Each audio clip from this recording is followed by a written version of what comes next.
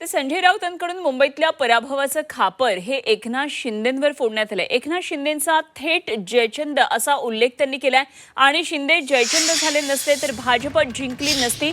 खासदार संजय राऊतांनी शिंदेंवर घणाघाती टीका केली आहे। मराठी माणूस शिंदेंना कधीही माफ करणार नाही असं संजय राऊत यांनी म्हटलंय। एकनाथ शिंदे जयचंद झाला नसता, जयचंद माहिती आहे ना, हां, ज्याने महाराणा प्रतापचा घात केला, एकनाथ शिंदे जयचंद झाला नसता तर या भाजपच्या 100 पिढ्या उतरल्या असत्या तरी या मुंबईवर भारतीय जनता पक्षाचा म्हणजे महाराष्ट्र द्वेष्ट्यांचा महापौर बसला नसता आणि झेंडा फडकला नसता।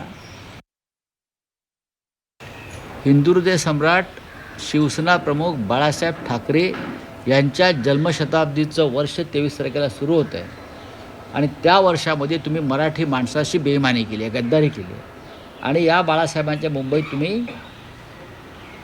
गौतम अडाणीचा झेंडा फडकवलेला आहे। मराठी माणूस तुम्हाला आयुष्यात माफ करणार नाही। आज तुम्ही सत्तेवरती आहात, अजून काही काळ राहू शकाल, काही काळ म्हणतो मी, पण हे जयचंद, हे बाळाजी पंत नातू यांना भविष्यामध्ये मुंबईत फिरणं, महाराष्ट्रात फिरणं मुश्किल होईल। मराठी माणूस अत्यंत संतापलेला आहे, चिडलेला आहे। ज्या एकजुटीनं तो ठाकरे बंधूंच्या मागे उभा राहिला, ही अभूतपूर्व अशी घटना आहे।